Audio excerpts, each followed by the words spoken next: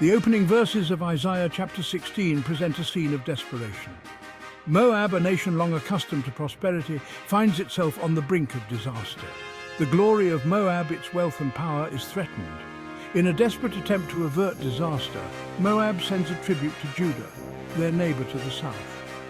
This act of submission speaks volumes about the severity of the crisis facing Moab. This tribute, however, is more than just a political maneuver. It is a tacit acknowledgement of Judah's God, Yahweh.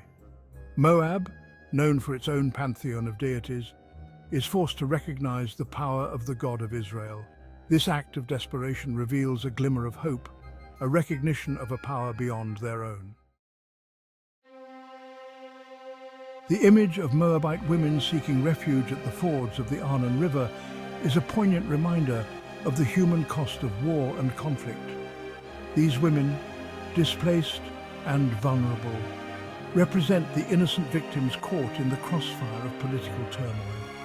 Their plight evokes empathy and serves as a stark reminder of the indiscriminate nature of suffering. The Arnon River, a natural boundary between Moab and its neighbors, becomes a symbol of both division and potential reunion. It is at these crossing points that the Moabite women hope to find safe passage, to escape the impending judgment. Their desperation highlights the fragility of human existence and the yearning for security in a world often defined by chaos. Even in the midst of judgment, Isaiah chapter 16 offers a glimmer of hope. The prophet speaks of a ruler who will govern with justice and a king who will sit on David's throne.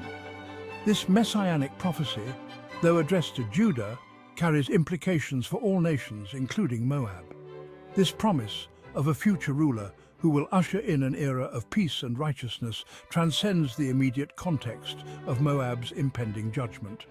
It hints at a broader, more inclusive plan, one that encompasses all nations under the just rule of a righteous king. This messianic hope offers a beacon of light in a world shrouded in darkness. Isaiah doesn't shy away from addressing the root cause of Moab's downfall: pride. The Moabites, known for their self-sufficiency and arrogance, had grown complacent, forgetting their dependence on God. Their pride blinded them to the consequences of their actions, leading them down a path of destruction. The consequences of Moab's arrogance are vividly depicted in Isaiah's prophecy. Their once fertile lands would be laid waste, their cities reduced to ruins. Their pride, once a source of strength, would become their undoing. This serves as a timeless warning against the dangers of arrogance and the importance of humility before God. Section 5. A land laid waste. The desolation of Moab's agriculture. Isaiah's description of Moab's agricultural desolation is both vivid and heartbreaking.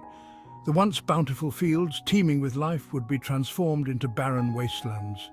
The vineyards, a source of pride for the Moabites, would wither and die.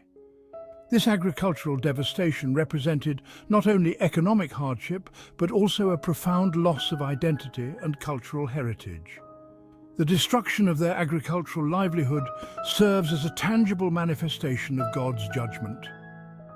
The land, once a source of prosperity and pride, becomes a stark reminder of their rebellion and the consequences of their actions.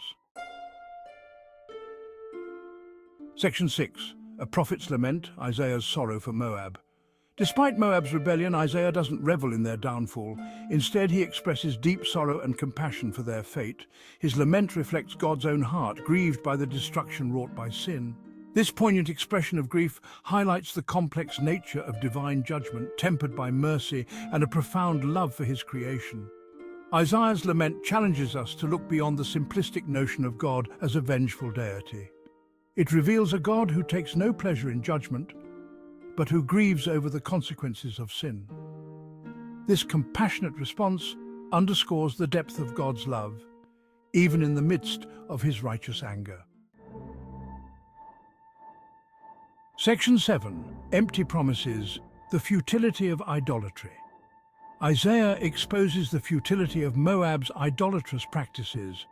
Their reliance on false gods, on Chemosh and other deities, proves to be their undoing. These idols, powerless to save, stand in stark contrast to the one true God, Yahweh, who alone holds the power of life and death. The downfall of Moab serves as a powerful indictment against idolatry in all its forms. It reminds us that placing our trust in anything other than God is ultimately an exercise in futility, leading only to disappointment and despair. Section 8, Judgment and Mercy, Moab's Downfall and the Remnant. While Isaiah prophesies Moab's downfall, he also hints at the possibility of a remnant. This remnant, a small group of survivors who remain faithful to God, represents a glimmer of hope amidst the devastation.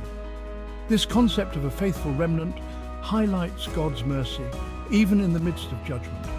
The survival of this remnant underscores the truth that God's judgment is never intended to be completely destructive. Even in the darkest of times, he preserves a faithful few, a seed of hope for the future. Section 9, Echoes of Hope, a future restoration. Isaiah's prophecy doesn't end with judgment. It also includes echoes of hope, hinting at a future restoration for Moab. This restoration, though not explicitly detailed, points towards God's ultimate plan for redemption, a plan that extends beyond the immediate context of Moab's fate. This promise of future restoration offers a glimmer of hope, not only for Moab, but for all who have experienced the consequences of sin. It reminds us that God's love is unwavering and his desire is for reconciliation and renewal. Section 10. Universal Truths, Judgment, Compassion and the Hope for Redemption. Isaiah 16, though focused on the specific historical context of Moab's judgment, offers timeless truths that resonate across cultures and generations.